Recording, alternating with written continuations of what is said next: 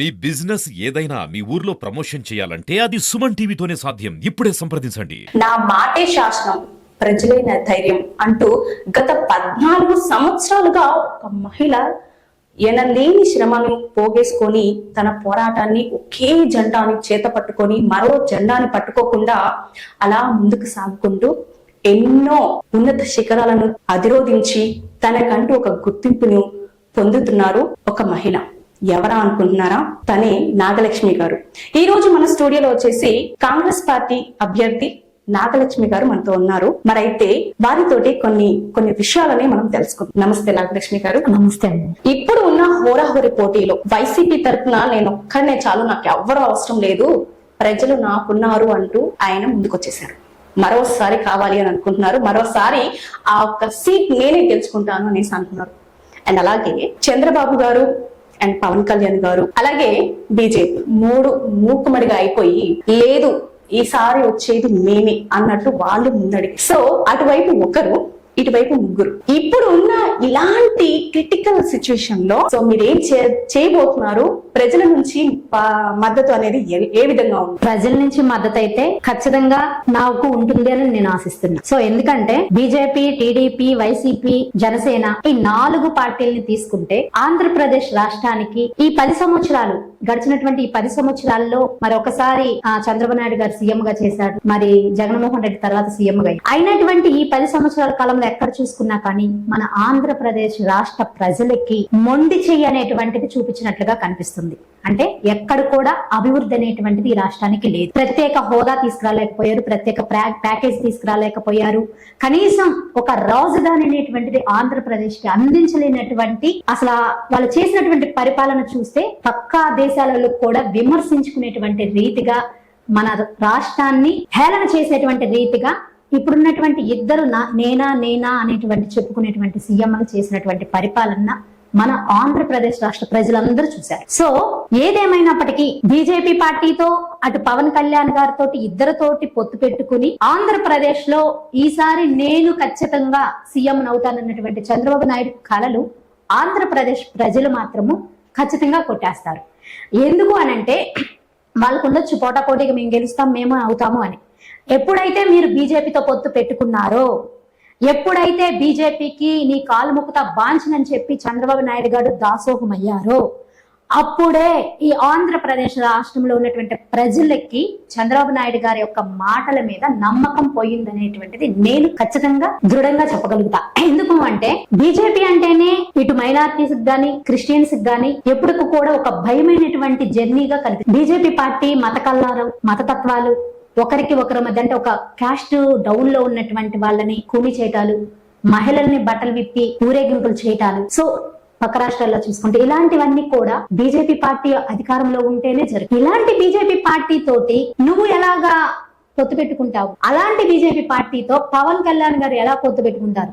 ఈ రాష్ట్రాన్ని నాకు ముఖ్యం, ఈ రాష్ట్ర ప్రజలు ముఖ్యం, యువతకందరికీ నేనే ధీరుడిని, వీరుడిని, సూర్యుడిని, నేను తప్ప ఎవరు లేరు, మా అన్నలాగా నేను చెయ్యను అని చెప్పి ఎంతో జనసేన సైనికులందరినీ కూడా ఉత్సాహంగా ఊరుకొలిపి వాళ్ళని మధ్యలో వదిలేసేసి నువ్వు అటు సెంటర్ లో ఇటు ఏపీలో ఉన్నటువంటి మాజీ సీఎంకి పొత్తుగా మారిపోయావు, తొత్తుగా ఉండిపోయి. మీరు సీఎం నుంచి దిగేసిన తర్వాత జగన్మోహన్ రెడ్డి గారు సీఎం అయిన తర్వాత నువ్వు నరేంద్ర మోడీ కాళ్ళ దగ్గర మొక్కుతున్నావు, నరేంద్ర మోడీ గారి దగ్గర ఉన్నావు. కనీసం అటు నుంచి ప్రత్యేక హోదా తేలేకపోయావు, ప్రత్యేక ప్యాకేజ్ తేలేకపోయావు.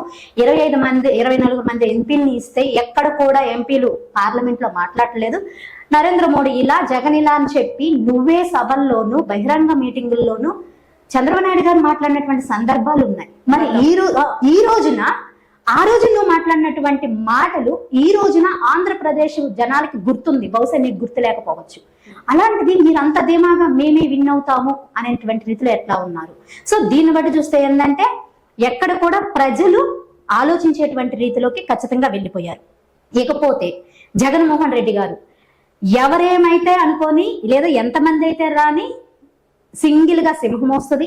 ఇవి వినటానికి సినిమా కబుర్లు లేదంటే ఒక రచనలు రాసుకునే రాతల్లాగా ఉండొచ్చు, కానీ సో ఇది ప్రజలు తీర్మానించేటువంటి సమయం ఇప్పుడు మన ముందుంది. నువ్వు సింగిల్ గా ఉన్నా 10 మందిని వేసుకుని వచ్చినా నువ్వు లాస్ట్ టైంలో జనాలకి ఏమని హామీ ఇచ్చావు? ప్రత్యేక హోదా తీసుకొస్తాను, 25 మంది ఎంపీల్ని నాకు ఇవ్వండి, పార్లమెంట్ లో వాళ్ళు మెడలు ఉంచి మన రాష్ట్రానికి కావాల్సినటువంటి అభివృద్ధి అంతా నేను తీసుకొస్తానన్నావు.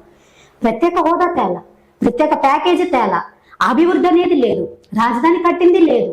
ఇవన్నీ తీసి పెడితే ఈ రాష్ట్రానికి ఎంతో కొంత కనిపించేటువంటి స్టీల్ ప్లాంట్ ని ప్రైవేట్ వశీకరణ చేశావు.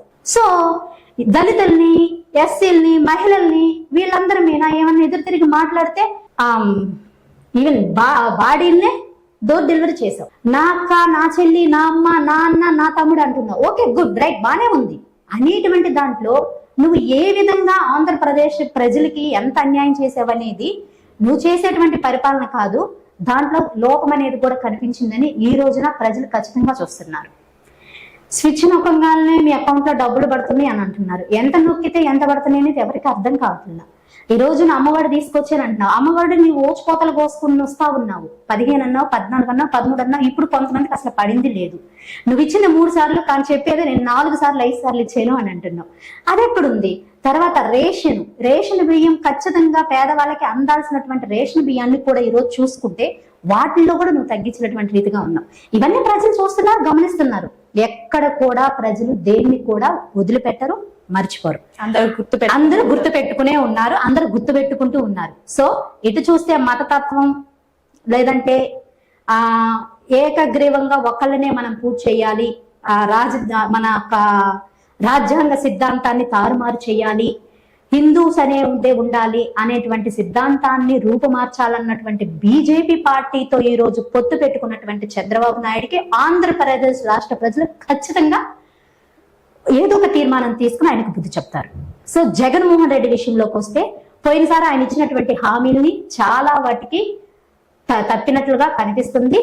ఈ రాష్ట్రానికి కావాల్సినటువంటి అభివృద్ధి ఎక్కడ తీసుకొచ్చినట్టు కనపడలేదు. కాబట్టి ప్రజల నాడి, ప్రజల ఆలోచన ఏ విధంగా ఉందనేటువంటిది వాళ్ళకి తెలీదు, మాట్లాడుకుంటున్నారు. సో ఇది వాస్తవం.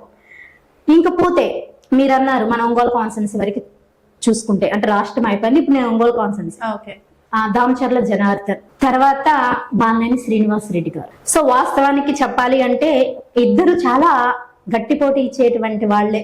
అవును, నా పరిస్థితి అంటే అందరూ ఏమంటున్నారంటే అమ్మ నీ పరిస్థితి ఇంత దారుణంగా ఉంది. వాళ్ళు చెప్పేది ఏమంటే నేను చెప్తున్నా, నేను రోడ్లో భీమ్ లాంటిదా, కింద పైనుంచి పోటు పడితే పిండి అయ్యే టైప్. సో అంటే పిండి అయిపోయే టైప్ అయినప్పటికీ కూడా అంత మెత్తటి మనసు నాకుంది. కొట్టేశారు మేడం, అంత మెత్తటి మనసు నాకుంది. ఓకే, ఎంత కష్టాలు, ఎంత ఇబ్బందులు నన్ను వాళ్ళు పెట్టినా నేనైతే నా సొంత ప్రయోజనం కోసం, నా సొంత అవసరాల కోసం నేను రాజకీయంలోకి రాలేదు. నిజంగా నా సొంత ప్రయోజనాల కోసం, అవసరాల కోసం, నా సొంతగా బిజినెస్లు పెట్టుకోవడం కోసం నేను రాజకీయంలోకి వచ్చుంటే 14 సంవత్సరాలు ఏకదాటిగా ఒకే పార్టీలో ఉండను. ఆంధ్రప్రదేశ్ రాష్ట్రంలో షర్మిల ప్రదేశ్ గారు కాంగ్రెస్ పార్టీ అధ్యక్షురాలుగా నియమితమైన తర్వాత మీ యొక్క పార్టీకి జవసత్వాలు పెరిగాయంటారా, తగ్గాయంటారా?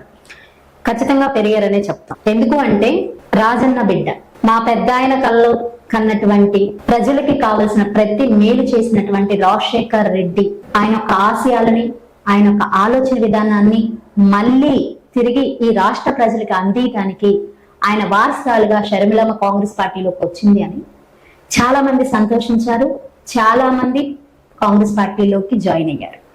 జనసంఖ్య జాయిన్ అయ్యారు, అసెంబ్లీ స్థాయిలోకి వెళ్ళి వచ్చిన వాళ్ళు జాయిన్ అయ్యారు, మాజీ ఎమ్మెల్యేలు జాయిన్ అయ్యారు, టీడీపీ నుంచి జాయిన్ అయ్యారు, వైసీపీ నుంచి జాయిన్ అయ్యారు. మీరు అడిగినట్లుగా మేడం గారు వచ్చిన తర్వాత 100% గతంలో కన్నా ఇప్పుడు 10 రెట్లు పెరిగిందనే చెప్తారు. మేడం గారు, ఇండియా కూటమికి ప్రధాన అభ్యర్థి ఎవరనేసి మీరు ప్రచారం చేస్తారు. ఈ దేశానికి ఇండియన్ కూటమికి ప్రధాని ఎవరు అనేటువంటిది మేము చెప్పేది, ఇండియన్ కూటమి లేనప్పుడు కానీ ఇప్పుడు కానీ ఒకే ఒక్క మాట మేము చెప్తాము ఏకదాటిగా, రాహుల్ గాంధీ గారే ప్రధాని అవ్వాలి అని చెప్తాం. సో రాహుల్ గాంధీ గారే ఎందుకు ప్రధాని అవ్వాలి అనుకుంటున్నాము అంటే ఆయన ఒక యువత, 3 ప్రధానులకి వారసుడు, అలాగే ఈ దేశ భవిష్యత్తు గురించి క్షుణ్ణంగా తెలిసినటువంటి గొప్ప మహా యువనేత. అలాగే నా కోసము ఎప్పుడు కూడా నేను లేను, ప్రజల కోసము, ఈ దేశ భవిష్యత్తు కోసము మాత్రమే నేను ఉంటున్నాను అని చెప్పి తన యొక్క పాదయాత్రతోటి ఈ దేశానికి మొత్తాన్ని తన ఒక్క గళాన్ని విప్పి ఈ దేశంలో పేదరికం అనేది ఉండకూడదు, అలాగే విద్యావంతులు ఉండాలి, అలాగే మంచి అభివృద్ధి పరమైనటువంటి రీతిలో కళాశాలలు కాలేజీలు ఉండాలి, వైద్యము అనేటువంటిది అందాలి.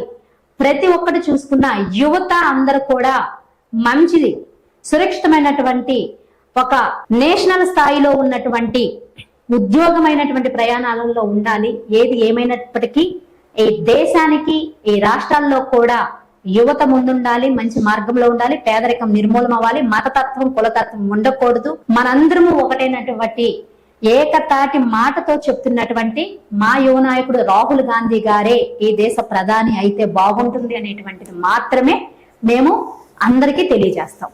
సో ఏదేమైనా ఒంగోలు అభివృద్ధికి నా వంతుగా నేను కృషి చేస్తానని తెలియజేసుకుంటూ ఉన్నాను.